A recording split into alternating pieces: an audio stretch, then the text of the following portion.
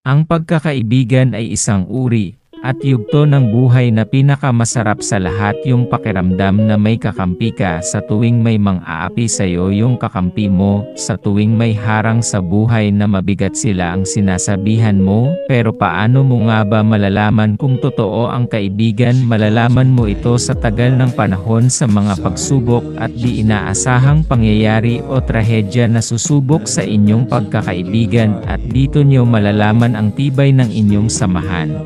Pero gustuhin niyo man o hindi ay panahon din mismo ang babawi sa inyo ng samahang nabuo niyo. Ang ibig kong sabihin, sa tagal ng panahon, kasi darating tayo sa point ng buhay natin na magkakaroon din tayo ng pamilya. At dahil doon magkakaroon tayo ng tinatawag na responsibilidad sa buhay. Dahil dito tablado na ang tropa, wala na ang trip niyo na tumambay sa kalsada maghapon magdamag, madalang ka na rin makasama sa kanila mag-inom sa gilid ng kalsada o mag-inom sa panahon ng tagbaha.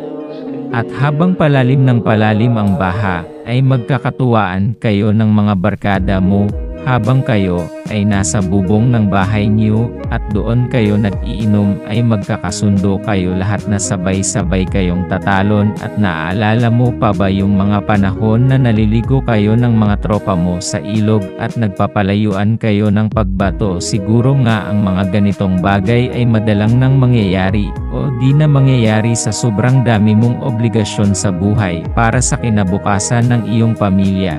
Kahit na anong gawin mo, di mo pa rin malilimutan ang mga moment na kasama mo sila, ang mga tawanan na pinagsaluhan yung lahat, yung mga tropa na iba't iba ng trip at ugali, yung tropa mo na makulit, yung tropa mong tarantado, yung tropa mong napakabait, yung tropa mong mangbubuli, yung tropa mong magagalitin, yung tropa mong palakwento, yung tropa mong tahimik, yung tropa mong komedyante, yung tropa mong madrama, yung tropa mong di lagi pinapayagan ng magulang.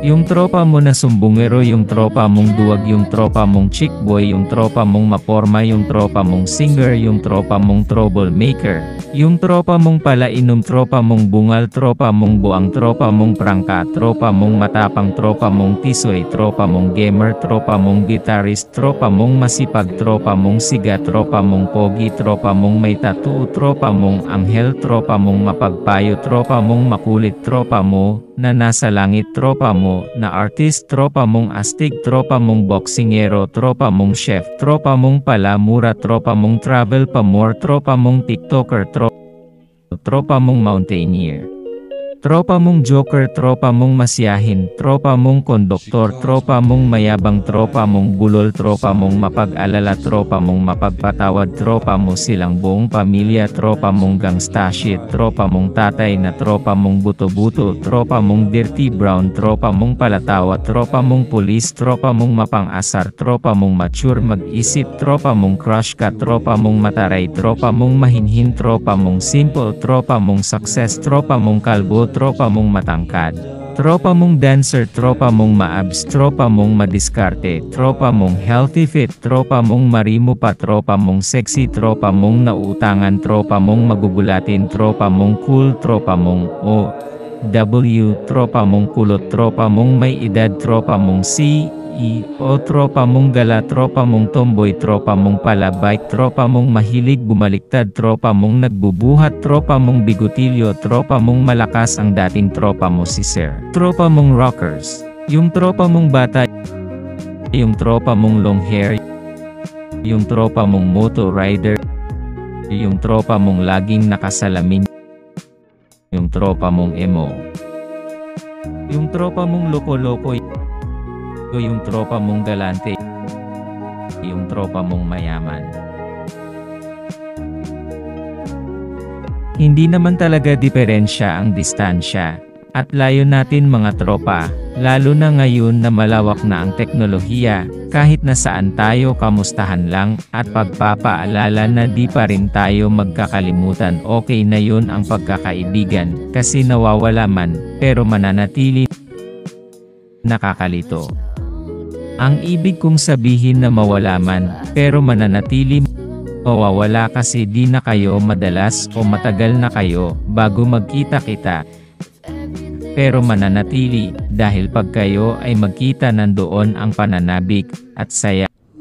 Alam nyo, para sakin once in your life lang ang makahanap ka ng totoong tropa sa 500 na daraan sa buhay mo, at magiging kaibigan mo 2 or 1, o pag minalas-malas ka ay wala. Mahirap na ngayon makahanap ng totoong kaibigan. Pero ang reality ng buhay, laging pang-4 lang dapat ang tropa sa buhay natin. Una, ang anak mo; pangalawa, asawa mo; pangatlo, ang pamilya mo; pang-4, ang mga tropa mo. Maiintindihan kanyang mga tropa mo na may obligasyon ka na sa buhay, may responsibilidad ka na dapat mong gampanan. Salamat sa panonood mga kaoso, at kung nakarelate ka sa video natin for today, iwag mong kalimutang mag-comment sa baba. At wag mo naman kalimutang mag-like kung nagustuhan mo ang kwentong ito. Mag-subscribe na rin po if gusto nyo pa ng more, and hit the bell button para kapit na kapit ka na sa channel ko. At yun lang po, salamat sa kaibigan na pinagsamahan.